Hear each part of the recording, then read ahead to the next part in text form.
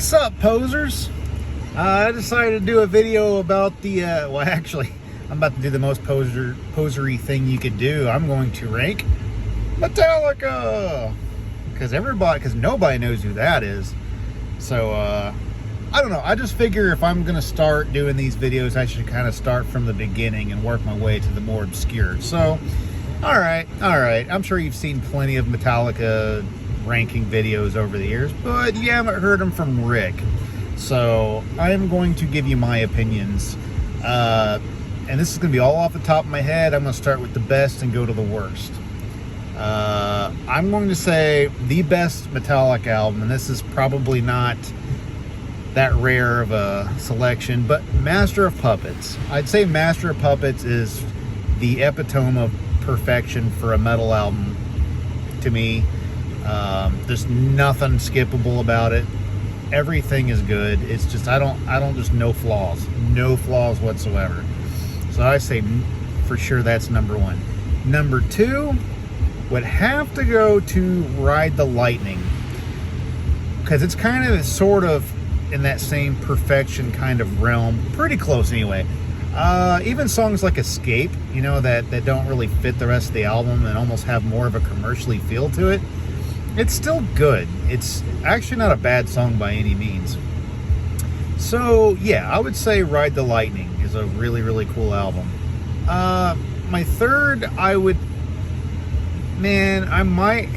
this is tough because I want to say Injustice for All, but I know, like most people, the production kind of bothers me, and always kind of did. Even from the beginning, I couldn't put my finger on it, but I knew there was something about it that was off. Like, it wasn't Master Puppets for some reason I couldn't think of, and it's because of the production.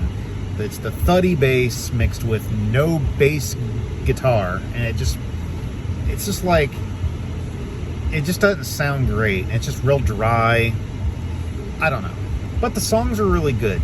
So I'm going to say my third favorite is going to be Kill 'Em All. At this moment, I'm going to say Kill 'Em All because I do like the production of it, and the songs are good, and it's pure thrash. So, okay, Kill 'Em All it is.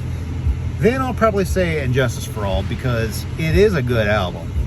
Production values aside, still a really good album.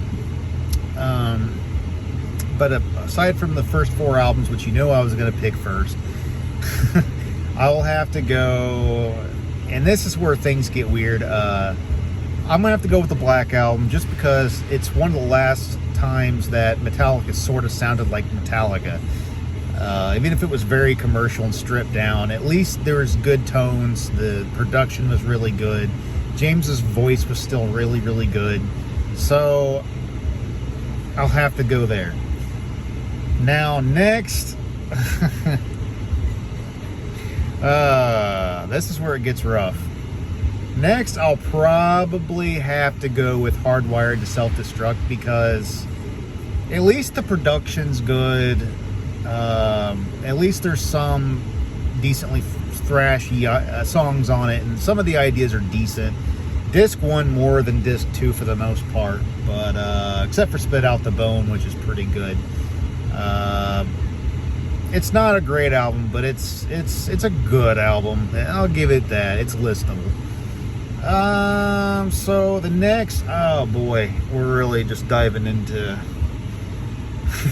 Okay, next I'd have to say Death Magnetic, and this is one of those weird albums. Like, I think there's some cool ideas on it, like legitimately stuff that sort of sounds like Injustice for All, but it gets ruined by either the production, the brick wall production, the tones just aren't that good, and for every cool riff, it's like there's a couple of bad riffs that I just don't like. You know, it's just like just so inconsistent. And but I'll be honest, sometimes I listen to it because there are some cool ideas here and there, and I've given it so many chances, but I still can't call it a masterpiece. I still can't call it like a really, really, really good album. Next, I'll have to say Reload, probably my favorite out of the loads, just because at least some of the songs are fairly listenable and they're not boring to me. Like, not my favorite, not my cup of tea, but you know, at least it's got like Fuel and Devil's Dance and I don't know. Not that that's saying much, but then next I'd have to, just by default, I'd have to go with Load. And my problem with Load is I just think it's really, really boring. Too many slow songs that don't go nowhere, just plotting. You know, like Ain't My Bitch isn't bad. I mean, King Nothing's not bad. But when you start putting a country song on a Metallica album, you know, Mama Said, you know, it's like, Mama Said no on that one. I'm sorry, but that is not good. I can't. No. So, and last, and certainly least, most certainly least, is Saint Anger. And I don't want to be like everybody else, but hey, you know, at least I have more things to hate about it other than the snare. I don't like the songwriting. I don't like the production. I don't like, and of course, having no solos is just, it could have added something to the music. The song Saint Anger is just the same repeated thing over and over and over again. No, I'm serious. It really is. Listen to it.